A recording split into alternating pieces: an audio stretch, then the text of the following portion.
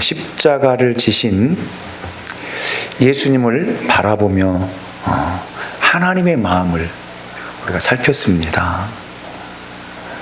십자가에 못 박혀 죽으신 예수 그리스도를 바라보신 그 하나님의 마음, 어떻게 나타났냐면 어두움으로 나타났고, 또 휘장이 위에서 아래로 찢어진 것으로 드러났던 것을 우리가 함께 말씀을 들었습니다. 오늘은 두 번째로 예수님 자신은 이 십자가를 어떻게 받아들였는가 함께 살피고 함께 은혜를 나누고자 합니다. 마태복음 27장 45절 46절 말씀을 우리 같이 한번 읽어보도록 하겠습니다. 같이 읽습니다. 시작. 제 6시로부터 온 땅에 어둠이 임하여 제 9시까지 계속되더니 제 9시쯤에 예수께서 크게 소리질러 이르시되 엘리 엘리 라마 사박다니 하시니 이는 곧 나의 하나님 나의 하나님 어찌하여 나를 버리셨나이까 하는 뜻이라. 아멘. 십자가를 지신 예수님께서 십자가 이 사건을 어떻게 이해하셨는가, 어떻게 받아들이셨는가. 예수님이 십자가를 지시는 동안 십자가에서 하신 7마디의 말씀을 들여다보면, 살펴보면 우리가 알 수가 있습니다. 그런데 십자가에서 하신 예수님의 말씀을 살펴보기 전에 우리가 먼저 생각해야 할 것이 있습니다. 십자가를 대하는 예수님의 태도예요. 태도. 한마디로 이야기하면 침묵입니다. 침묵이에요. 십자가를 지신 예수님은 침묵하셨습니다. 그는 불법 체포를 당하셨습니다. 그리고 불법 재판을 받으셨습니다. 한밤중에 재판을 받으시고 여론 재판의 결과에 따라서 사형 언도를 받으신 분이 예수 그리스도입니다. 이렇게 사형 언도를 받으신 예수님은 즉시 여러분 가혹한 채찍을 맞으십니다.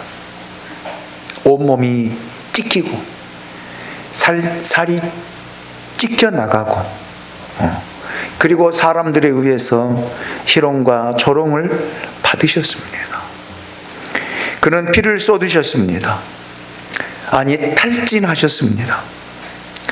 어찌 보면 육체적으로 가질 수 있는 힘은 하나도 남김없이 소진되었습니다. 그런 상태에서 이 무거운 십자가를 짊어지고 그는 골고다라는 언덕으로 가셔야만 했습니다. 그리고 여러분, 예수님은 십자가를 짊어지고 가시면서 이리 쓰러지고 저리 쓰러지고, 쓰러질 때마다 로마 군병들의 채찍이 예수님을 향하여 여러분 가해졌던 것입니다. 그런데 여러분, 재미있는 것은 불법 체포를 당하시고 넘어지시면서까지 십자가를 짊어지고 가셨던 것이 예수님의 태도입니다. 짊어지지 않을 수 있잖아요. 요즘 우리가 말 잘하는 것처럼 나 안 해. 나 안 해. 그러면 끝이잖아요. 나 안 할래. 나 안 질래. 나 못 하겠어. 나 안 할래. 할 수 있는 상황이고 환경이고 상태이지만 예수님의 태도는 십자가를 지고 가셨습니다. 그 엄청난 고통 속에서 그 어느 누구도 원망하지 않고 십자가를 침묵으로 지신 것이 십자가를 대한 예수님의 태도입니다. 여러분, 우리는 작은 일에도 쉽게 화를 내고 분노합니다. 그리고 흥분합니다. 나를 모독한다든지 무시한다든지 손해를 끼치게 되면 참을 수 없습니다. 자존심이 상하면 더더욱 참지를 못합니다. 화를 내고 분노를 터뜨린 것이 나예요. 나. 이것이 내 모습이고 저의 태도입니다. 그래, 목사로서 십자가를 짊어지고 걸어가야 함에도 불구하고 자존심 상하면 견디질 못한 것이 저더라고요. 힘들어하고 주저앉고 낙심하고 실망하고,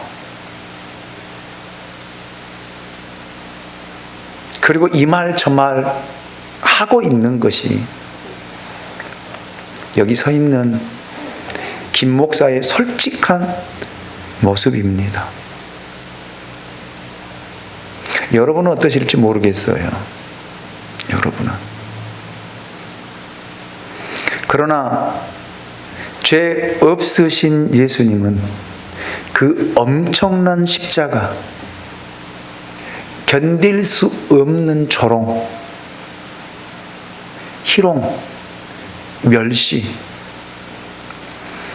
그 고통을 겪으면서도 한마디도 원망하지 않고 불법과 불의를 통해 그 십자가를 짊어지셨다라는 사실입니다. 이분이 바로 우리의 구원자 예수 그리스도이십니다. 저는 오늘 이 시간 이 예배를 통해서, 말씀을 통해서 이 예수를 배우고 싶습니다. 이 예수의 마음을 가지고 싶습니다. 나라는 존재는 이제 좀 사라지고, 누가 자존심을 짓밟든 무시하든 상관없이 십자가를 짊어지고 주님의 길을 묵묵히 침묵하며 따라가기를 저는 소원합니다. 소망합니다. 네. 여러분, 예수님이 할 말이 없어서 침묵한 것 아닙니다. 십자가를 거부할 능력이 없어서 십자가를 지신 것이 아닙니다. 예수님이 이렇게 침묵하시며 모든 고통을 스스로 짊어지신 유일한 이유는 하나님께 대한 순종입니다. 순종이에요. 하나님의 뜻을 이루기 위한 순종이었다라는 말입니다. 그래서 사도 바울은 로마서 5장 8절을 통해서 이런 고백을 하고 있습니다. 우리가 아직 죄인 되었을 때에 그리스도께서 우리를 위하여 죽으심으로 하나님께서 우리에 대한 자기의 사랑을 확증하셨느니라. 아멘. 네. 하나님께 순종하기, 하나님의 뜻을 이루기 위해 여러분, 그 변명도 불평도 말 한마디 안 하셨다라는 사실입니다.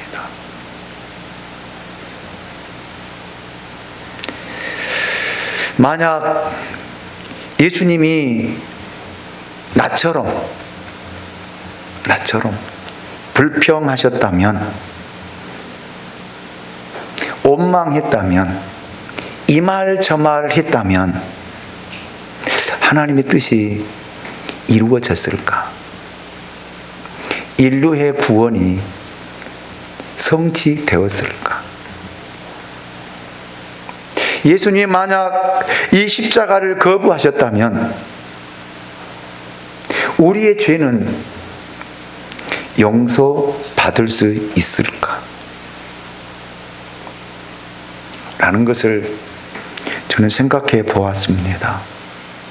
여러분, 예수님은 죄를 짓지 않으셨습니다. 여기 서 있는 김 목사처럼 실수를 하신 것도 아닙니다.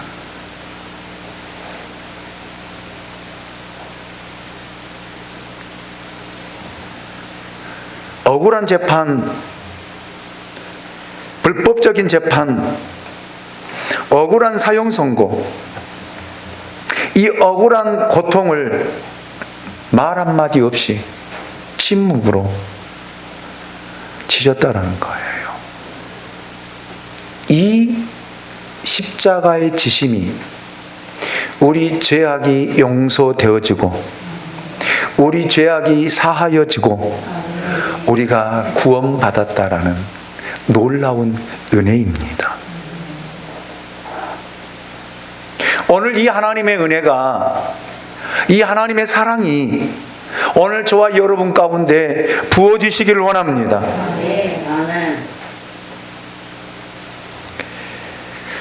예수님께서 십자가에 못 박혀 죽으실 때까지 이제 무슨 말씀을 하셨는지 살펴보고자 합니다. 7마디 말씀 가운데 마태복음 27장 46절에 엘리 엘리 라마 사박다니 라는 말씀이 나옵니다. 그러나 사복음서를 보면 7마디가 가상칠언이 다 기록이 되어 있습니다.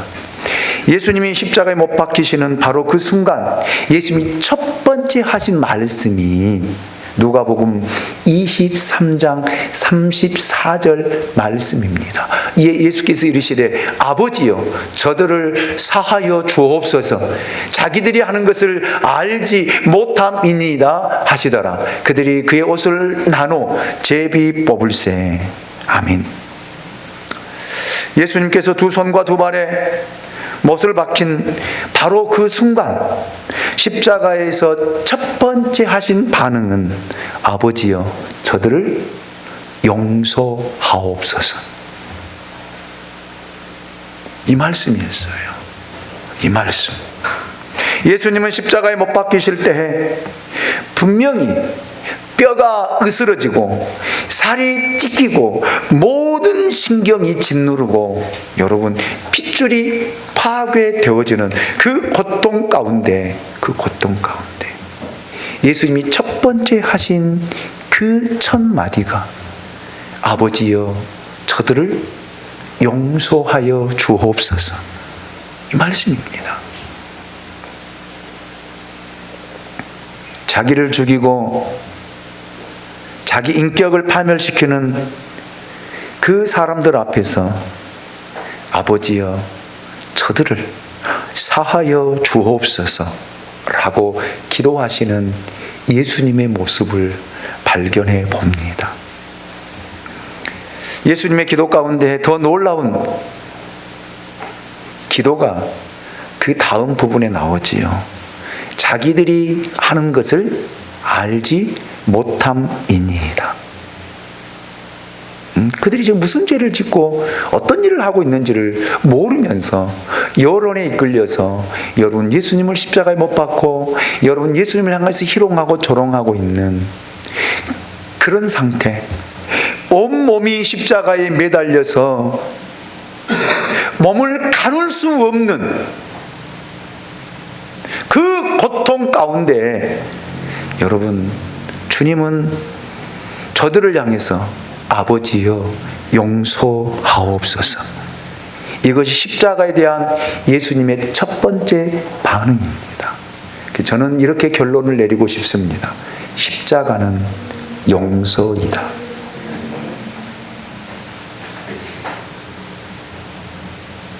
저를 쫓아서 합니다. 십자가는 용서이다. 여러분, 우리는 용서하지를 못합니다. 누가 나에게 상처된 말을 하고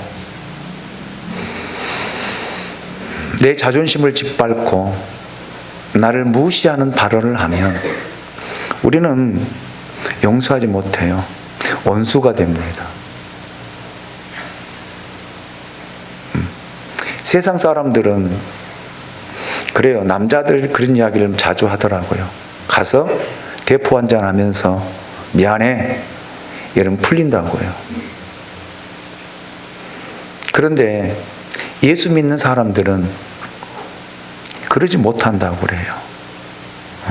베푼 은혜는 전혀 생각하지 않고 그 상황만 가지고 상처받아서 그 상처가 자기 신비에 새겨지고, 그리고 잊지 못하고, 여러분 용서하지 못하고 믿음 생활하면서 인생을 마무리하는 사람들이 있습니다.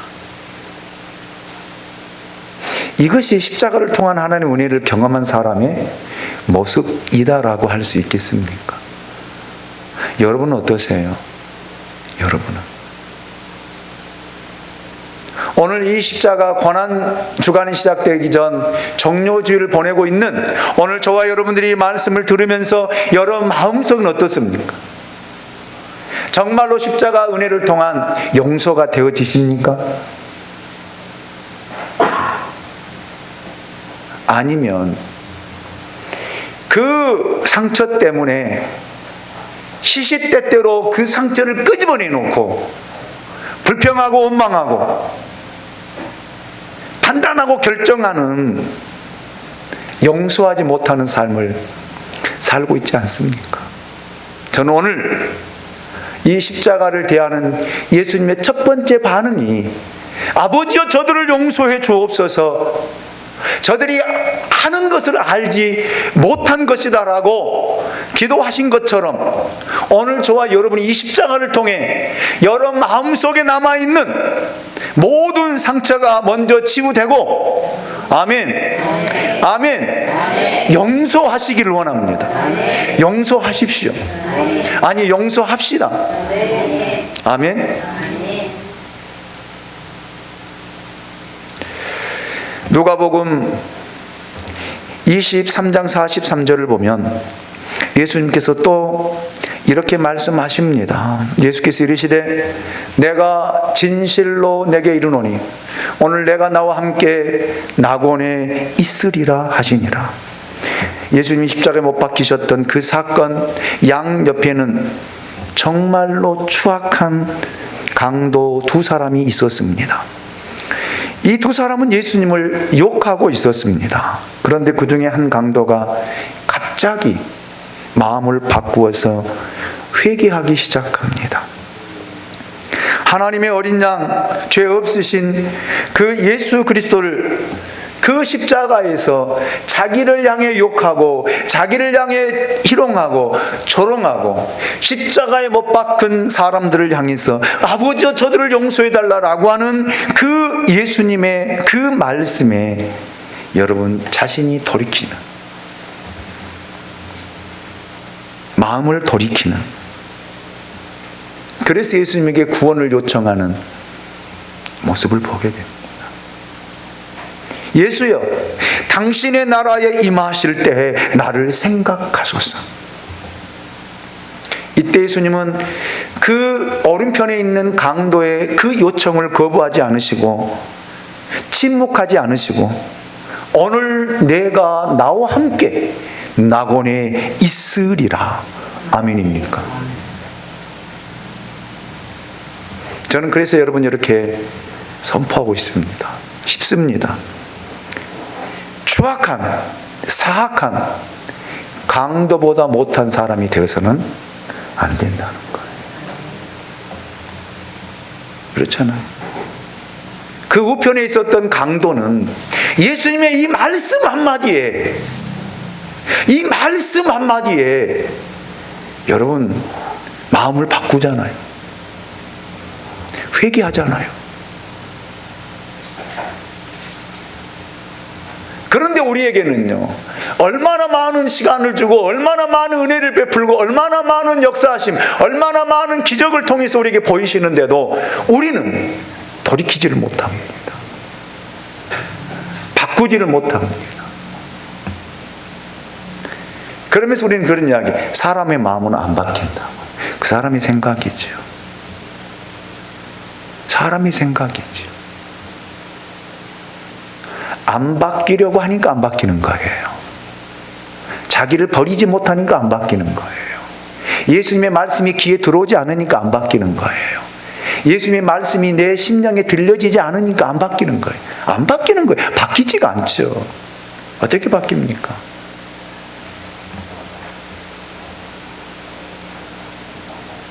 여러분, 우리가 믿음 생활하면서 강도보다 못한 사람이 되어서야 되겠습니까?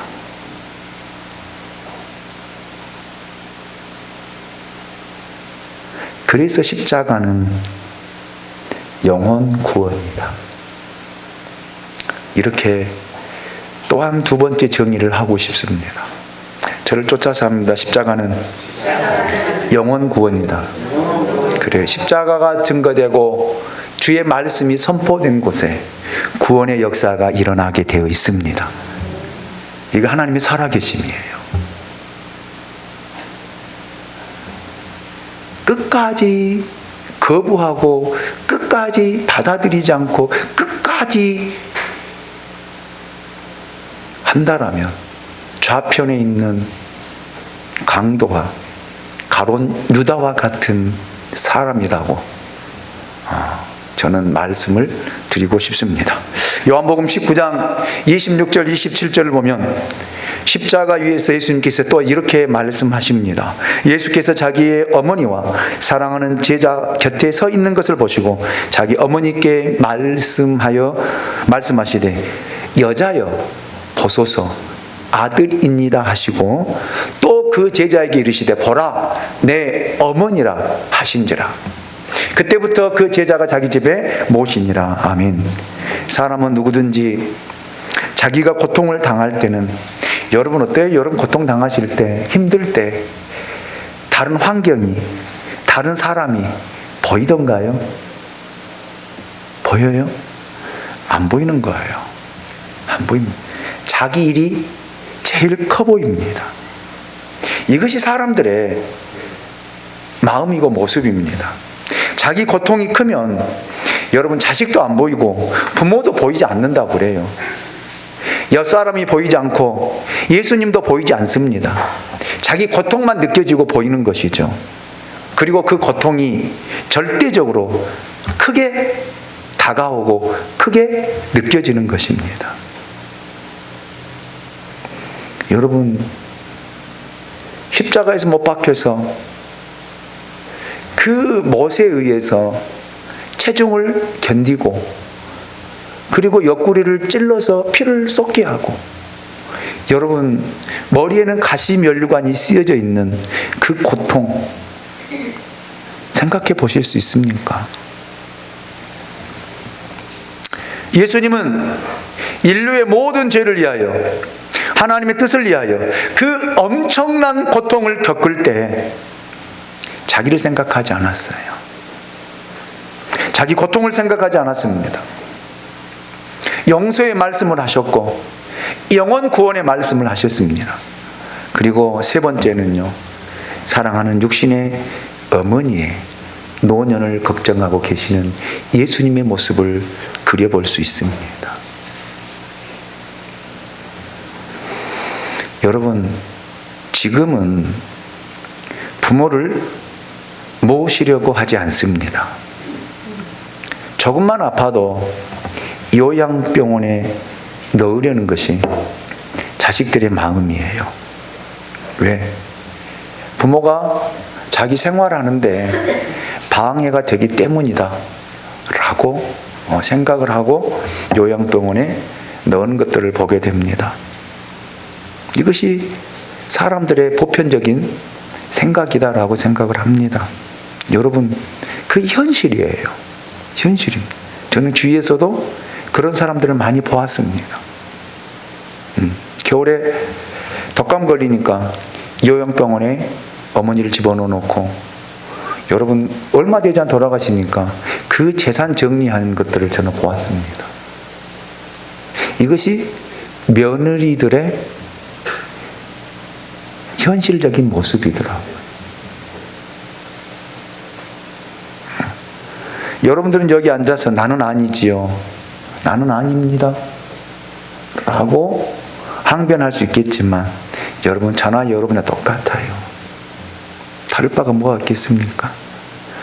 내 부모는 그렇지 않더라도 시부모에 대한 여러분 마음은 어떻습니까?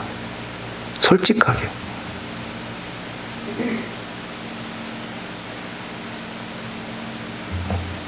시부모를 여러분 모시고 살아보셨습니까?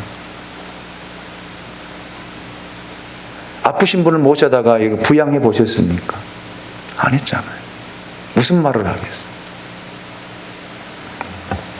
자, 그런데 예수님은 죽어가시면서 자기를 낳아준 어머니를 심각하게 걱정하고 있습니다. 그 고통 가운데도 보라, 내 어머니라. 그래서 저는 세 번째로 이렇게 정의하고 싶습니다. 십자가는 효이다. 십자가는 효이다. 그래요. 불교에서 말하는 효가 아니라 여러분, 예수님이 친히 십자가 위에서 하신 효입니다. 그래서 저도 이 말씀을 전하면서 제 가슴이 찔립니다. 제 마음이 찔려요. 저 마음 편하지 않습니다. 저희 여기 앞에 우리 어머님 계시지만 제가 모시지 못하고 있는 저의 마음이 솔직히 찔리고 회개하는 마음으로 말씀을 전합니다. 십자가는 효예요. 아멘입니까? 살아계신 부모에게 잘하십시오. 잘하십시오. 시부모가 되었든지 친정 부모가 되었든지 살아계실 때 한 번이라도 더 연락을 드리고 잘하는 십자가의 은혜를 받은 오늘 저와 여러분들이 될 수 있기를 주의 이름으로 축원합니다. 마태복음 27장 46절 말씀을 보면 제9시쯤에 예수께서 크게 소리질러 이르시되 엘리 엘리 라마 사박다니 하시니 이는 곧 나의 하나님 나의 하나님 어찌하여 나를 버리셨나이까 하는 뜻이라. 7마디 말씀 중에 이 말씀이 가장 클라이맥스입니다. 예수님은 십자가는 용서다, 십자가는 영혼 구원이다, 십자가는 효다 라고 우리에게 친히 가르쳐 주셨습니다. 그러나 이제 예수님은 하늘을 향하여 소리를 지르십니다. 나의 하나님 나의 하나님 어찌하여 나를 버리셨나이까. 이 말씀을 우리가 피상적으로 생각하면 예수님이 지금 하나님을 향하여 원망하고 불평하고 있는 것처럼 보일 수가 있습니다. 나는 이렇게 고통을 당하고 있는데 아버지 하나님 당신은 무엇하고 계십니까? 왜 침묵하십니까? 나는 이렇게 죽게 되어 있는데 왜 기적을 베풀어 나를 구원하지 않습니까? 정말 나를 버리신 것입니까? 이렇게 들려질 수 있습니다. 그러나 그런 뜻이 아닙니다. 여러분, 그런 뜻이 아니에요. 그것이 아니라 하나님에 대한 외침이요, 고난에 대한 절규라고 하는 사실을 우리는 깨달아야 됩니다. 여러분, 우리가 시편 22편을 우리는 십자가의 장이다 그렇게 이야기합니다. 시편 22편은 십자가의 장입니다. 거기서 다윗은 말할 수 없이 깊은 영혼의 좌절과 고민, 고통들을 이야기하고 있는 것을 들어볼 수 있습니다. 여러분, 그런데 보십시오. 시편 22편으로 시편이 끝납니까? 그러지 않잖아요. 22편에서 어디로 넘어가요? 23편으로 넘어갑니다. 여러분, 고난이 있기에 여호와는 나의 목자라고 고백할 수 있고 부활을 노래할 수 있는 것입니다. 고난 뒤에는요, 영광이 있어요. 제가 오늘 중고등부 설교하면서 그 설교를 했거든요. 하나님의 음성을 듣고 선택을 우리가 해야 된다. 어떤 선택을? 순종의 선택을. 그런데 이때는요, 말할 수 없는 고뇌와 갈등과 여러분 이것이 우리 마음속에 다 들어와요. 내가 순종해야 되는가? 순종하지 말아야 되는가? 엄청난 갈등을 합니다. 갈등. 저는 이것을 가리켜서 훈련이다, 연단이다. 정말 말로 할 수 없는 훈련과 연단이 시작되는 거거든요. 오직 했으면 다윗이 주여 내 눈물을 주의 병에 담으소서. 얼마나 울었으면, 훈련받고 연단받았을 때 얼마나 많이 고통스럽고 얼마나 많이 힘들었고 얼마나 많이 아팠으면 눈물을 쏟았겠습니까? 그러면서 다윗은 하나님이여 내 눈의 눈물을 주의 병에 담으소서, 그렇게 외쳤던 것이 아니겠습니까? 그러면서 다윗은요, 선택을 순종으로 이어가고 있습니다. 훈련과 연단을 통해서 여러분 다윗에게 나타난 것은 순종이었습니다. 그 순종을 통한 결과가 여러분 약속이고 축복이고 영광이었습니다. 근데 많은 사람들은 이 훈련을 받지 않으려고 해요. 연단을 받으려고 하지 않습니다. 그리고 우리 영광만 취하려고 해요. 제가 그래서 이현우 선생님한테 그런 이야기를 했어요. 연우 선생님, 축구 선수로 몇 년 생활했느냐 했더니 17년 했다고 하더라고요. 17년. 17년 동안 어떤 훈련을 했느냐? 입에 쓴내가 나고 체력의 한계를 느끼는 그 훈련을 몇 번 했느냐 그랬더니 1년에도 두세 차례씩 한다고 하더라고요. 그 훈련이 없으면 손흥민이 될 수 없어요.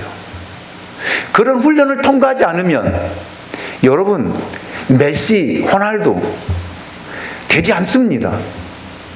그래서 제가 그랬어요. 믿음도 똑같은 것이다. 이런 믿음과 훈련을 통과하지 않고는 아브라함이 될 수 없습니다. 이런 훈련과 연단을 하지 않고서는 다윗이 될 수 없습니다. 그런데 우리는 이런 훈련과 연단을 하지 않고 다윗이 되려고 그래요. 아브라함이 되려고 합니다. 그 축복만 달라라고 우리는 하나님께 기도합니다. 여러분 아니에요. 아닙니다.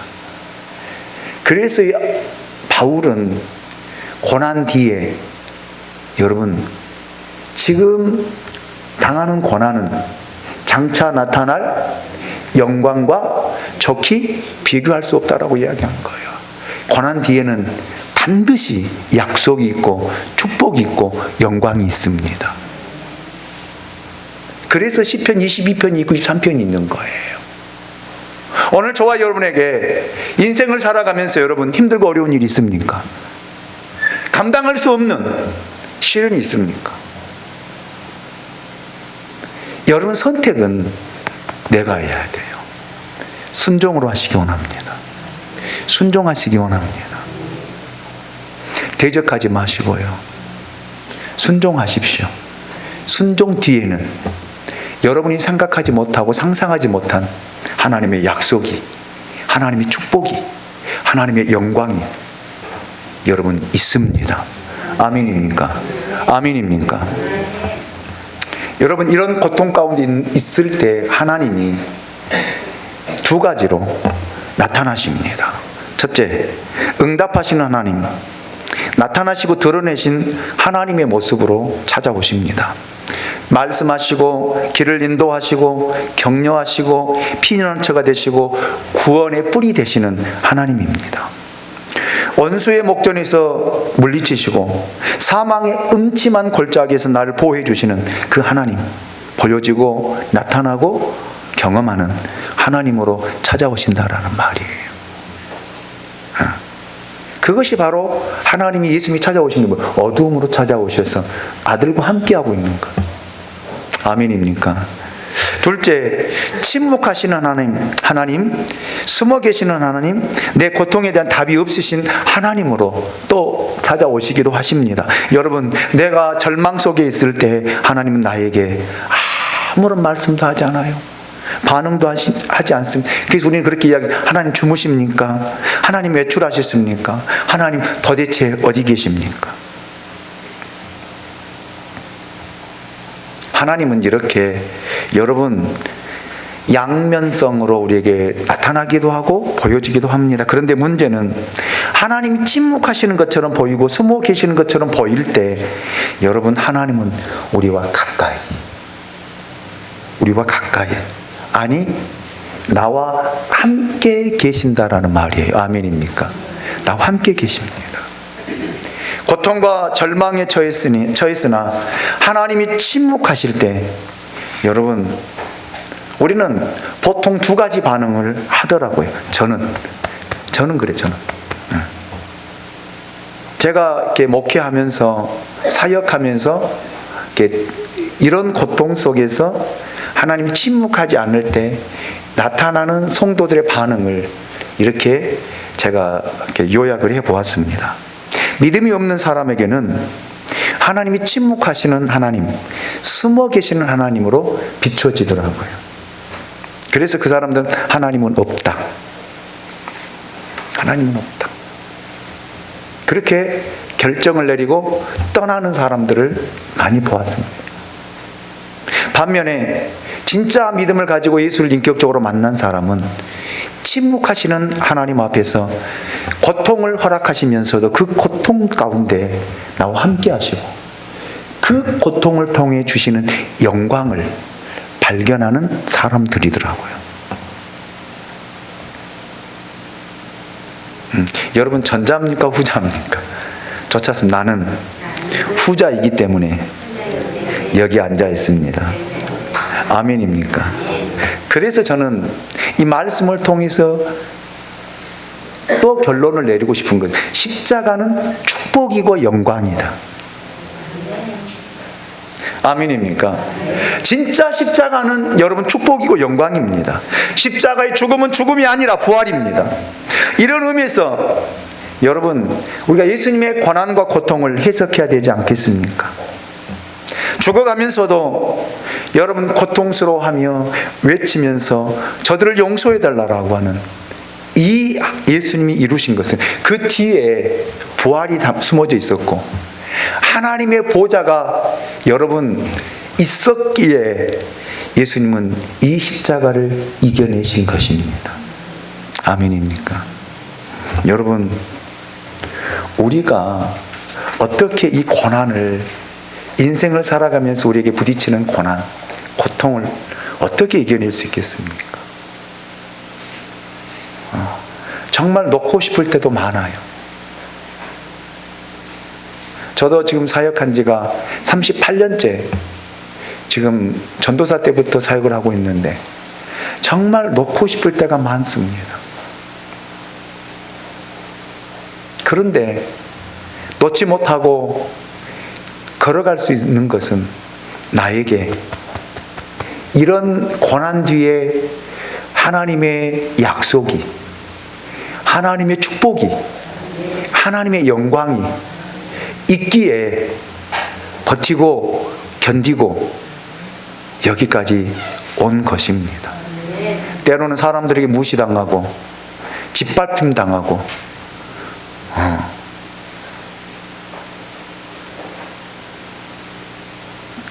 진짜 이럴 때는 견딜 수 없을 정도로 시선을 어디에 둬야 될지, 제가 삼산에 있을 때 정말 내 시선을 어디에 두어야 될지 모를 정도로 심장이 쫄깃쫄깃해지면서 설교한 적이 있습니다.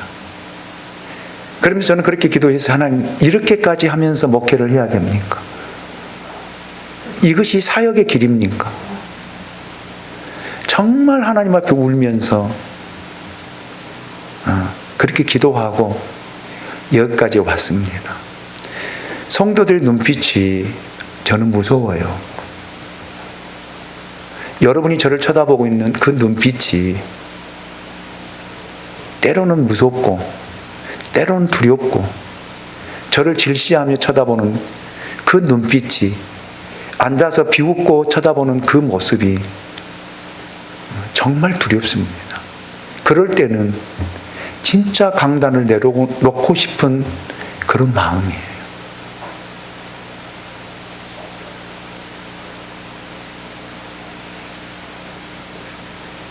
그래서 제가 항상 여러분들이 가르칠 때 가르치잖아요. 김 목사 앞에서 예배 드리는 거 아니다고. 하나님 앞에 예배 드리면서 그런 눈으로, 그런 시선으로 바라볼 수 있습니까?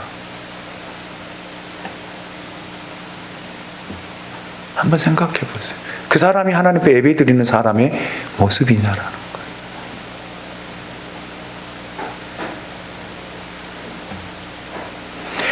여러분, 이 십자가는 그리스도 축복이고 영광이에요. 여러분이 짊어지고 가야 할 이 십자가 너무 고통스럽지요. 누가 알아주지도 않지요. 그러나 그 뒤에는 여러분 이 약속이, 이 축복이, 이 영광이 있다는 사실을 기억하고 우리 한 주간 이 십자가 짊어지고 믿음으로 나갑시다. 믿음으로 나갑시다. 찬양을 드리겠습니다.